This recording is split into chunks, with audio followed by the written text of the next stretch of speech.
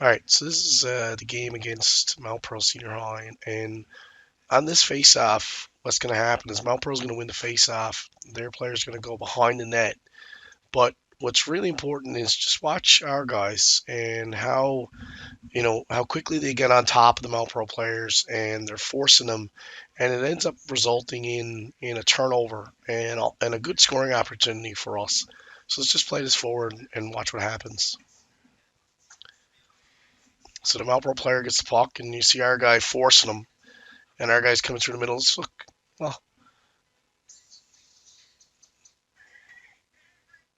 you know that scoring opportunity was, because you guys were on top of them quickly off the face-off. Even though we lost face-off, we were right on top of them. We were forcing the play. We were forcing them to cough the puck up, and they did. And this is what we've been telling you guys from the beginning. You can't be nonchalant in the forecheck. You got to pretend that that's your puck, and you want it back. If they've got it, you want it back, and you're going to do what it takes. And that means you're on top of them hard. You're moving your feet. You don't stop. You get stick on stick, and this is what you end up with results. Unfortunately, we didn't score, but it was a good scoring opportunity. So this was good work. Okay, so this is a face-off in our zone, and there's two things I want to point out in this face-off. First of all, is this defenseman. He's no good down here in the corner. He's useless. That defenseman has to be right here on the hash marks. And when I play this clip forward, you'll see exactly why I want you up on the hash marks. All right. The other one is make note of our centerman on this face-off. He's going to lose his guy. All right. And that's going to put them in a potential scoring opportunity. So let's just play this forward and see what happens. Okay, so here you go. Perfect. You can see right away we actually won this face-off. It came to our side of the hash marks. Now, unfortunately, our defenseman is down the corner and he's out of position. If he had been up on the hash marks, he could have taken that puck off the face-off, and he could be skating behind the net right now. And this forward could be going out to the boards, and we could be breaking out. However, we find ourselves in a situation where that's not happening, and you can see this guy's actually shooting the puck on net right now. So that's one issue. All right. So defenseman, you got to be on the hash marks. No discussion about this. I, you know, this is a perfect reason why. All right. It's easier if the puck comes back here. It's easier for you to skate onto it from that position. But you can see here why it being down here in the corner is useless. It's absolutely useless.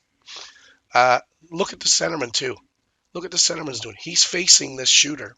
He's let go of that guy right there. He's lost control of him, and that's supposed to be his man. All right. This winger is doing his job. He's going to the defenseman. All right. That's what he's supposed to do. This winger here is kind of jumped the gun a little bit. All right. He should really be kind of back here a little bit, waiting to see if we get control of the puck or not. This defenseman has his guy. But we're going to play this forward here now and just see what happens with this shot. Okay. So, off the shot, luckily, the shot went to the corner. All right. The goalie deflected the puck to the corner. But just look at this. There's two Mount Pearl players right here in front of our net. If that puck had bounced back out into the slot, this would be a goal or at least a scoring opportunity. And look at the centerman. He's lost his man completely. Now the defenseman is also not tying him up, but at the same time, the puck goes to the corner, so there's really no need for him to be tying him up. But at the very least, the defenseman can take one guy. That's it. All right. But the centerman has lost complete responsibility for his player. And I've told our centerman time and time and time again, you got to have your man. All right, we can't be jumping out to the point if you're the centerman, and we can't be losing our guy. We have to be responsible. So all this started because our defenseman wasn't in proper position, and also because our centerman wasn't taking his man. All right. The other thing is look at this winger here. Look where he's no good over here right now. Now, Hopefully, the puck will be rimmed around, but he should be over here, all right, in position to help out in front of our net until we get puck possession. All right, we cannot anticipate anything until we get puck possession, and too many times we're making the jump to go out of the zone or to get in position to get a pass when we don't even have the puck yet. So guys, we need to fix this stuff. This is stuff that's going to cost us hockey games. So let's remember this and let's learn from it. So this is the second goal that Mount Pearl scored in the game the other night, and it all starts off the face off here. And really, to be honest with you, you can watch how our defenders here, and it's really nonchalant, and there's no effort, there's no intensity at all on the defensive side, and Mount Pearl is basically allowed to just skate around.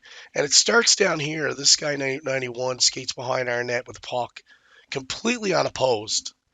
And our defenseman comes down and is worried about a pass to come through the middle, but really he shouldn't have to be because there's a guy right here who's got this guy, and then there's no one else. I mean, if 14 tries to come through the middle, he should be taken by number 18 here, right? So what should happen is that this guy comes down behind it. You come down, you put him into the boards. Pin him on the boards. Don't let him just skate around the ice. And we do this too much. We just let them skate around the ice, and we can't be doing this. If you're gonna take the puck, possession of the puck in our zone, we gotta punish them. I'm not saying to go out and hurt people. That's not what I mean. What I mean is you put a body on this guy. Don't just let him skate with that puck. Don't let him dictate the play to you. All right, so let's just play it forward and watch what happens. Well, see that? I mean, this defenseman, all you had to do was come in through here and cut him off and put him on the boards. And this play probably would have stopped because we would have had him outnumbered. I mean, look, Mount Pearl's players are all out here. And we got three guys here. This is actually pretty good. I'm quite happy with what I see in regards to, you know, we've got a forward here. He's watching the defenseman. We got this defenseman should be engaging this guy. The defenseman's here. The other defenseman's here on the far post. Our centerman is in his 5-card position. This is pretty good, but we're just too slack, all right, in this whole situation.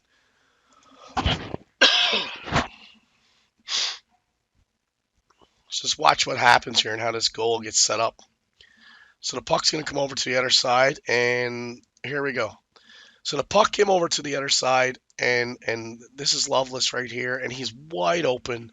There's no one watching him. We've got a forward here.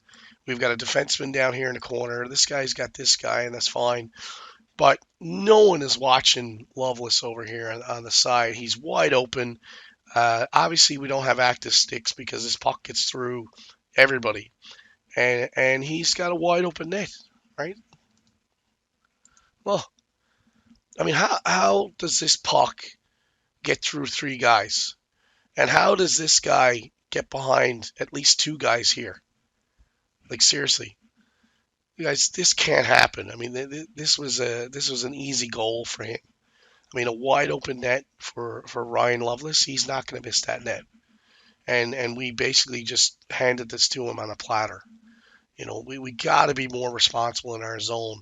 And you can see right from the beginning of this whole sequence, the level of effort was just not there for our defenders at all. We got to be better than this. Like so, this is actually just after the last goal, the second goal that was scored by Mount Pearl, and right off the face-off, we get the puck in deep in their zone.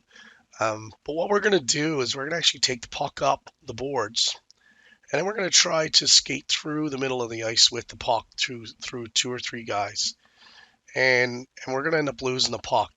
And this is exactly what I've been talking about in to you guys about trying to, instead of getting the puck deep and cycling it, because Mount Pearl, I'll be honest with you, Mount Pearl is doing what we did when we got scored on. They were being a bit lazy, you know.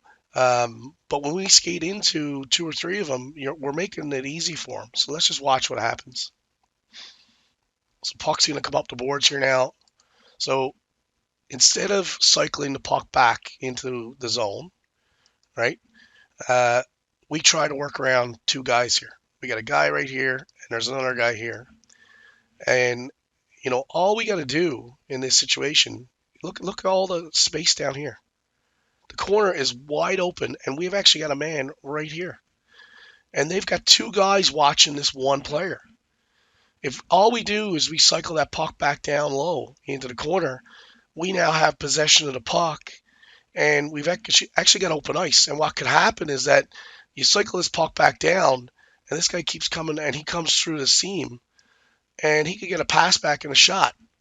Instead, we're trying to move the puck through and dipsy doodle between a couple of guys, and this is where we get in trouble. So let's just play it forward more. Well, we lose the puck, and the puck is out of our zone. So we went from possession of the puck in their zone, deep, to now them breaking out in our zone because we're trying to be fancy and we're trying to carry the puck through a bunch of guys. This you watch the NHL guys. This is not how you play hockey. I'm telling you right now. The NHL hockey players, the professionals, they know how the game is played. They're moving the puck to the open ice. They're cycling the puck. All right. They do this, like I said, they do this in the NHL. You watch the World Juniors in a couple of weeks. They're going to do the same thing. And these are the best hockey players in the world. And they understand that. Okay. You know, we're trying to carry the puck up here in this danger zone and work through guys. And it's costing us. It's getting us in trouble. So please start listening to what we're telling you to do. Keep the game simple. If this puck had been cycled back into the zone, we probably would have had a scoring opportunity. At the very least, instead of being out here where we are, we would be back down here in their zone. Okay, so this is actually a good shift that we had against Mount Pearl Senior High, and it really demonstrates how just by cycling the puck and keeping the puck down low, we keep pressure on them, especially in the second period where they get a long change. We got an opportunity here. If we can wear them down a bit, we can get some scoring opportunities and might get some goals. But let's just play it forward here and watch what happens. It starts off with uh, the guys just dumping the puck in deep and then going and getting it. So the puck here goes deep.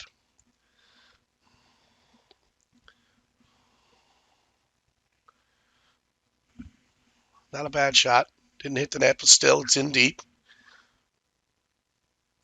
Okay, so everything's going pretty good here right now. Now the puck almost comes over. What I will say is this. So this player here, you can see, look where his stick is to. Is up in the air. He's going for a hit. This stick is useless. The puck is right here. All he's got to do is reach out with his stick, and he can poke check that puck off this guy's stick. And it's going to go into the corner then, and he's got the momentum. He can still lay a hit. He's got to be careful because this guy's going to turn. But you can see this stick is useless up here. Get this stick out in front of you. Lead with your stick. This is what I've been telling you. All right? Let's play it forward. So we saw what happened. Like I said, if he had led with a stick and poke checked, all right, this puck would probably be in the corner here, and we might actually have possession of it. Now, unfortunately, it comes up to this guy here, but luckily, Mount Pearl doesn't get the puck out. All right, but remember, lead with the stick. All right, still want you to hit, but lead with the stick. Okay, so Mount Pearl misplays the puck, right? Mainly because he feels pressure coming, and I'm not sure who this is. I think it's Chase. Chase gets the puck here, and Chase recognizes that he's got a player right here in front of him, right? He's got a Mount Pearl player. Let me get my thing working here. Here we go. Nope, not working yet. Still not working for some reason.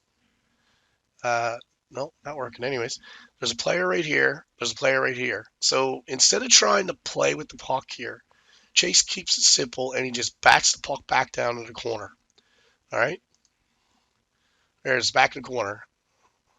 Now, what does Dylan do? Dylan's on puck pursuit. He's after this player, and the Mount Pro player mishandles it, and we get a possession of it again. Oh, see that? Now, the only thing I will say about this is that you can see right now we got three of our guys below the goal line. This player right here, I'm not sure who it is, should be up here on the hash marks. If he's positioned right here and the puck squirts out this side, he can go on and pressure it. If it comes out this side, he can come on and pressure it. Now, luckily, again, the puck, doesn't get out. We keep going. Back down deep again. Now, this is where we almost screwed up. All right. We can see we got a player here and a player here on Chase. And instead of Chase trying to put the puck, just keeping it simple and putting the puck down deep, he actually tries to put the puck through these two guys. And we almost lose it. All right. See that? Luckily, it gets through, but it hit one of the player's sticks. As opposed to if we had put the puck down low, we'd still have the pressure on them. Now, like I said, we do get the puck and the play continues. Puck in deep again. All right. So Mount Pearl is getting frustrated now at this point. They're running around. They're tired. Okay. We should be rotating guys off at this point, and getting fresh legs on the ice because they got a long ways to go for the change. And this is how goals are scored.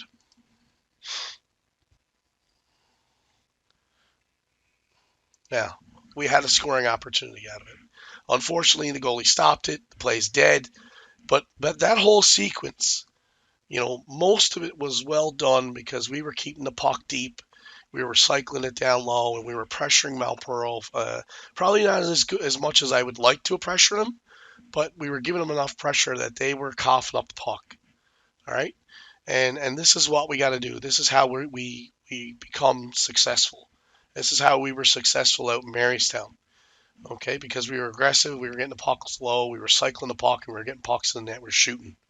Okay, you could see like Mount Pearl couldn't get it out of their zone. They didn't know what to do. All right.